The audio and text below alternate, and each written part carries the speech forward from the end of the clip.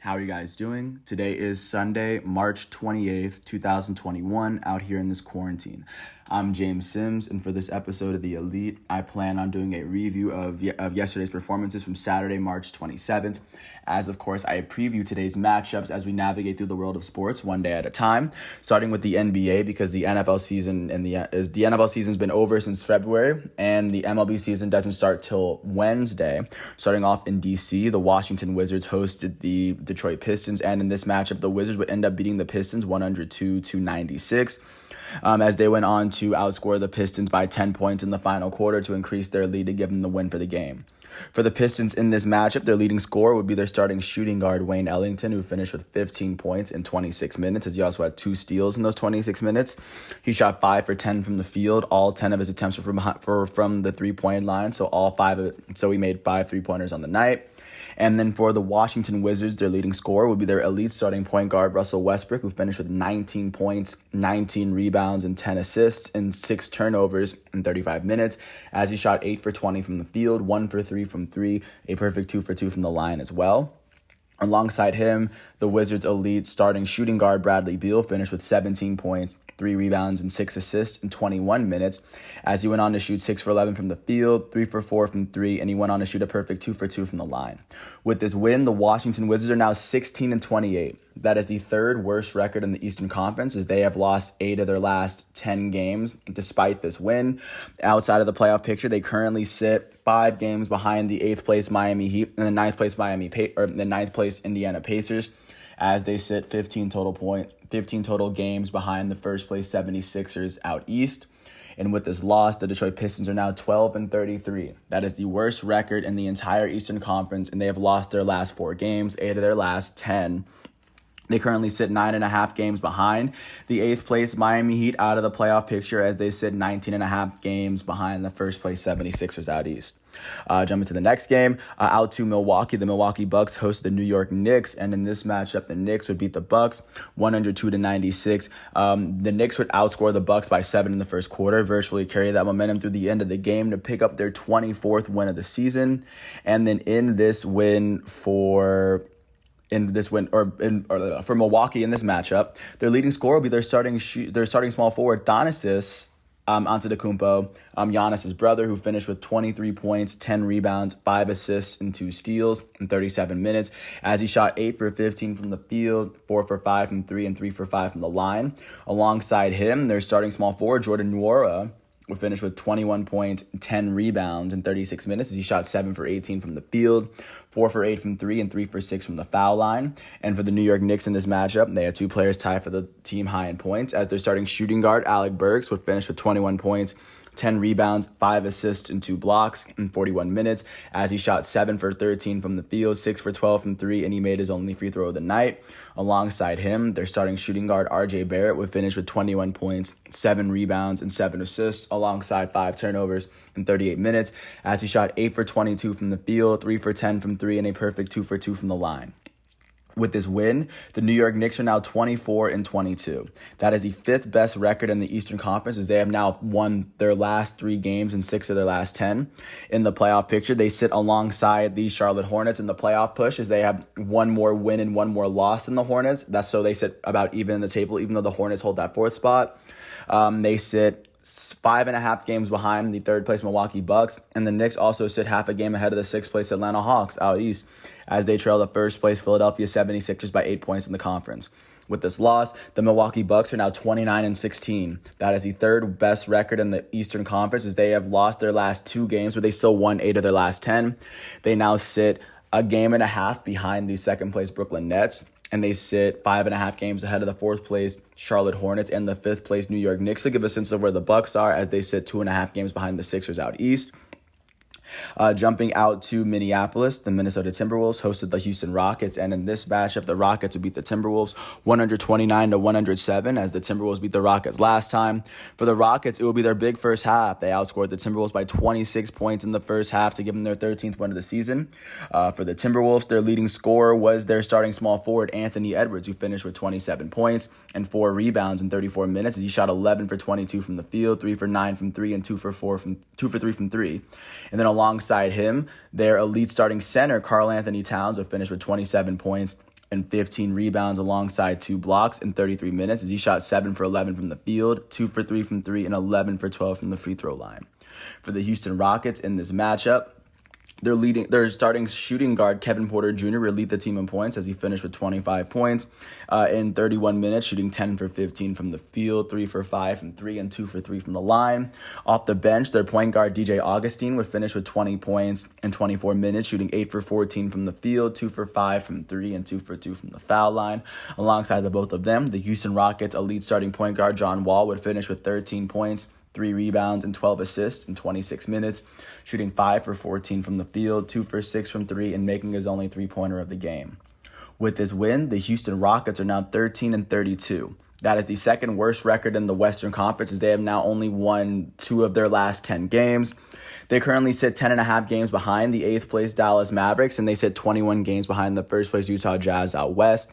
With this loss, the Minnesota Timberwolves aren't doing that much worse. They're 11-35. They currently sit 2.5 games below the Houston Rockets. They've lost 6 of their last 10 to give a sense of where they stand. They currently sit 13 games behind the 8th place Dallas Mavericks as they trailed the 1st place Jazz by 23.5 points in the conference.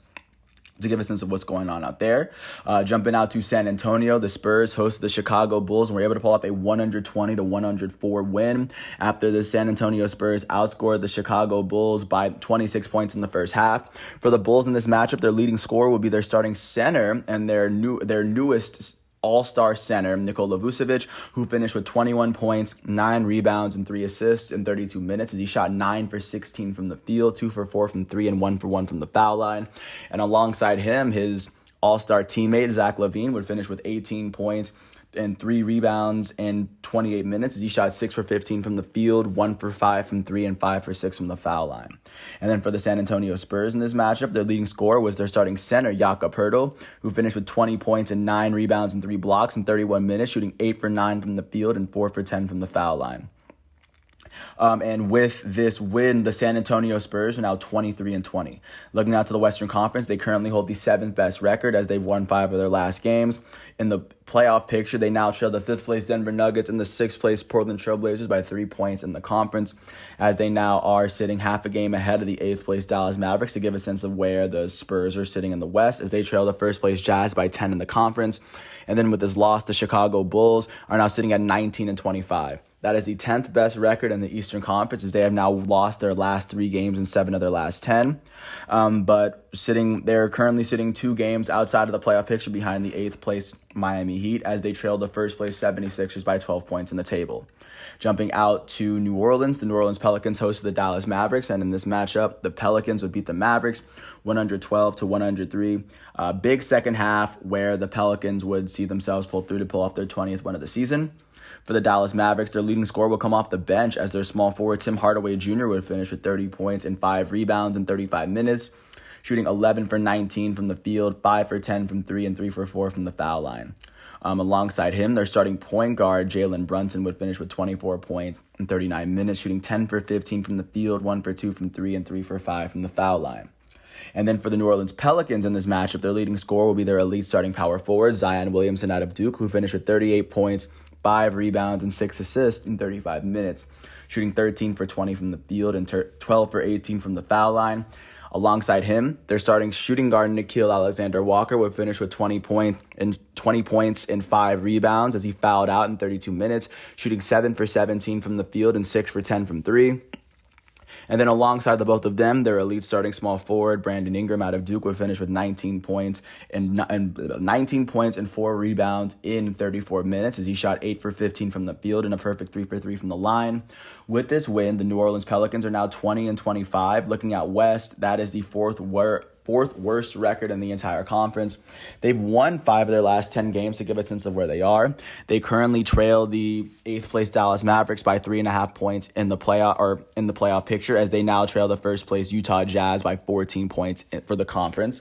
With this loss, the Dallas Mavericks are now 23-21. That is the 8th best record in the Western Conference, as they have now lost their last 2 games and 5 of their last 10. They currently sit half a game behind the 7th place San Antonio Spurs in the playoff picture, as they sit a game and a half ahead of the 9th place Memphis Grizzlies, who are the first team out, as they trail the first place Utah Jazz by 10.5 points in the entire conference. Jumping out to Oklahoma City, the Thunder hosted the Boston Celtics, and in that matchup, the Celtics would beat the Thunder 111-94. In this matchup, the Celtics would outscore the Thunder by 21 in the fourth quarter, as it was a very close game for the most of it, but that in the fourth quarter, the Celtics would just run away with it to pick up their 23rd win of the season and stay at about 500. For the Thunder in this matchup, their leading scorer would be their starting point guard, Theo Maledon, who finished with 22 points and 8 rebounds alongside 2 steals in 37 minutes. As he shot 7 for 16 from the field, 4 for 10 from 3, and 4 for 4 from the line.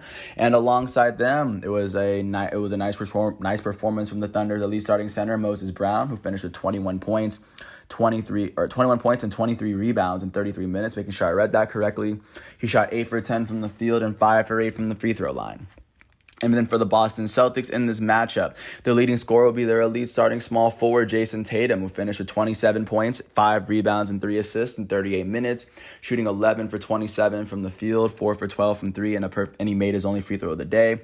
And then alongside him, their all-star shooting guard, Jaylen Brown, would finish with 25 points and 3 rebounds in 30 minutes as he shot 9 for 23 from the field, 3 for 10 from 3, and a perfect 4 for 4 from the line.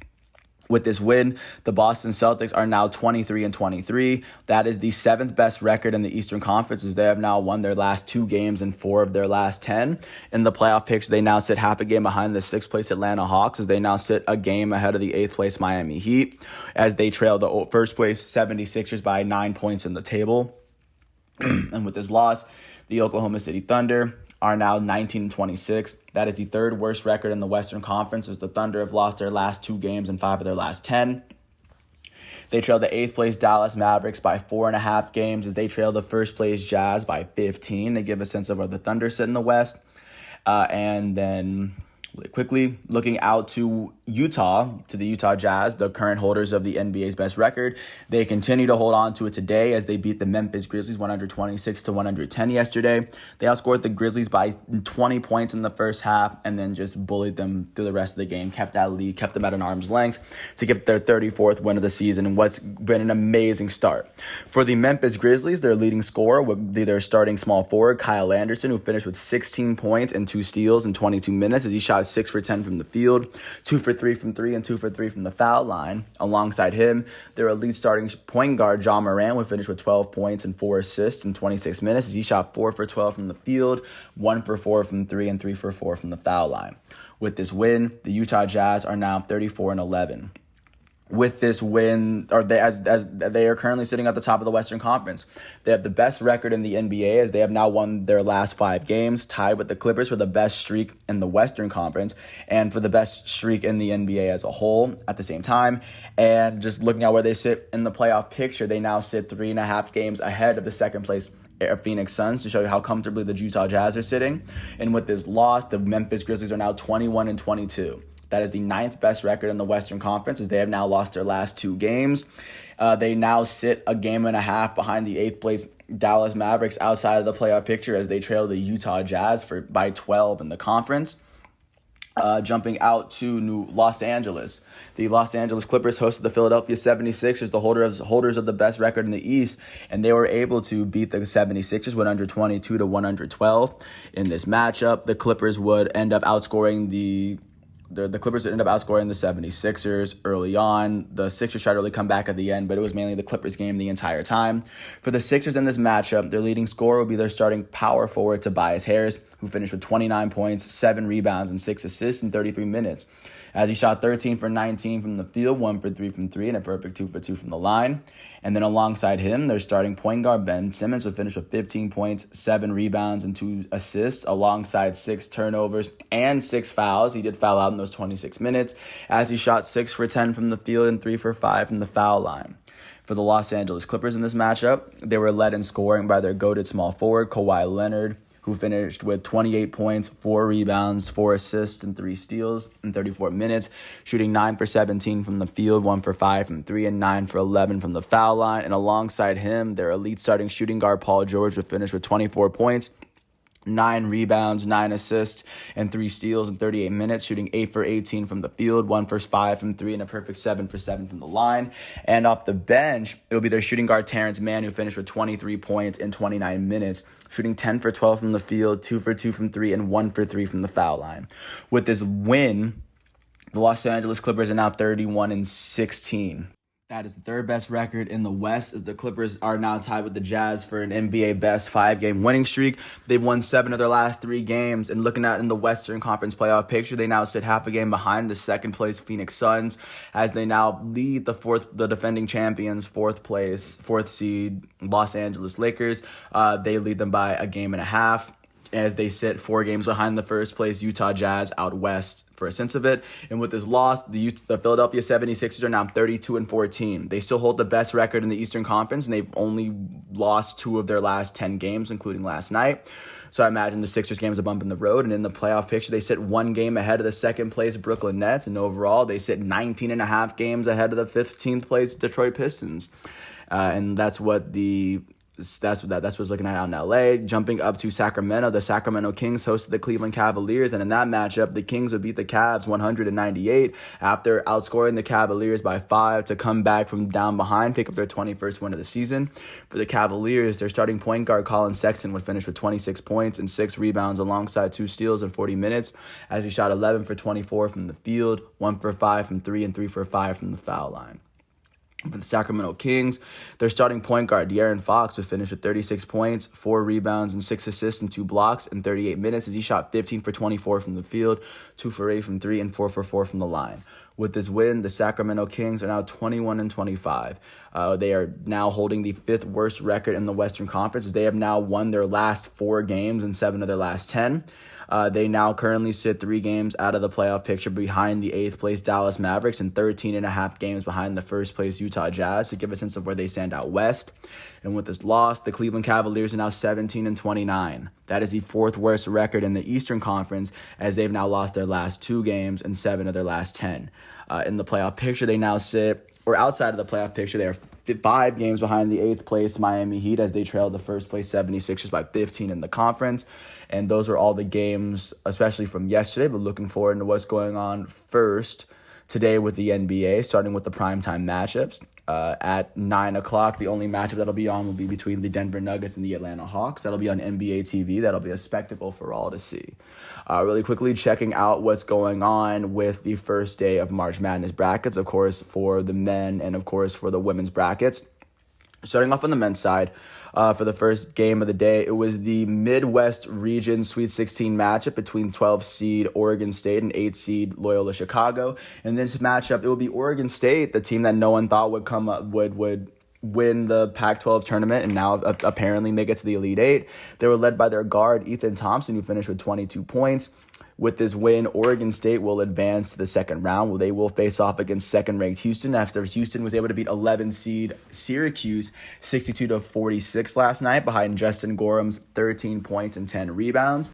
Jumping out to the South region, 1 seed Baylor was able to beat 5 seed Villanova 62-51 behind Adam Flagler's 16 points.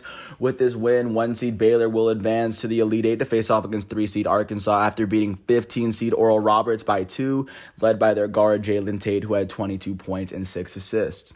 With these 2 games being played, the amount of teams in the tournament has shrunk from 16 to 12, as the games for the Elite Eight have been set for Monday. But of course, I'll get to you with for tomorrow, and of course, I'll get to you when all those episodes have dropped. But looking forward to what's going on today with today's matchups at 2:10. It'll be the Sweet 16 matchup in the West region between 1 seed Gonzaga and 5 seed Creighton on CBS, and of course, they will face off against the winner between 6 seed USC and 7 seed Oregon on TBS.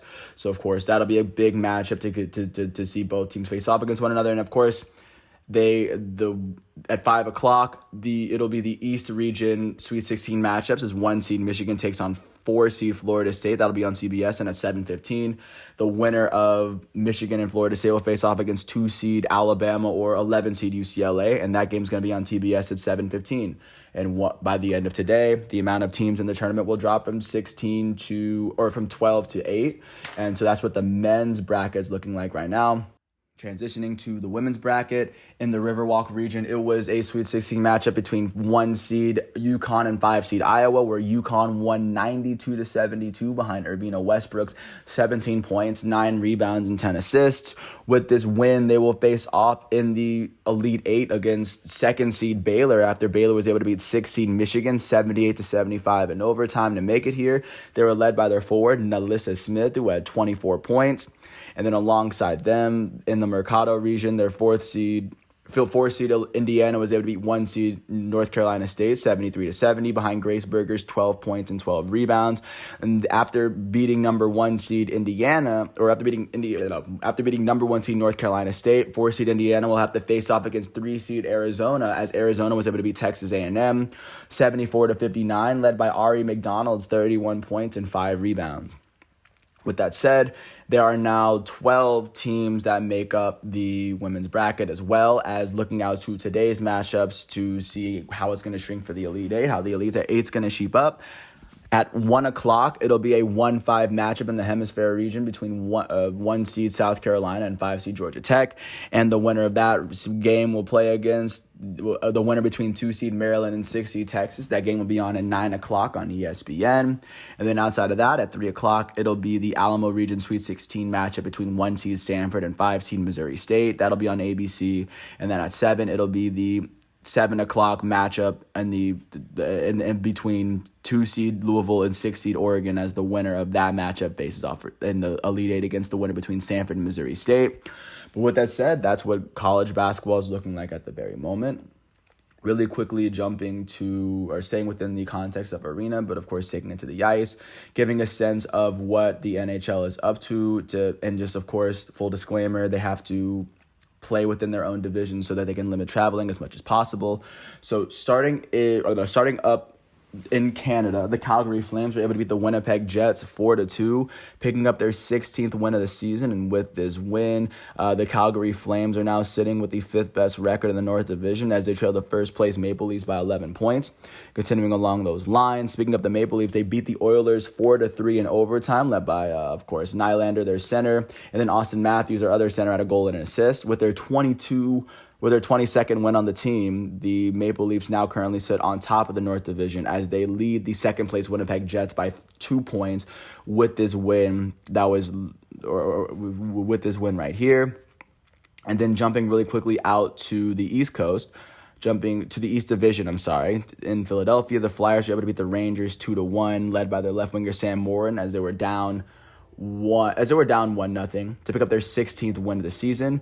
With this win, the Philadelphia Flyers are now sitting 5th in the East Division as they trail the first place Capitals and Islanders by 12 points, to get a sense of where the Flyers stood. And jumping out to Boston, the Bruins hosted the Sabres, were able to pull up a 3-2 win after trailing 2-1 going into the third period.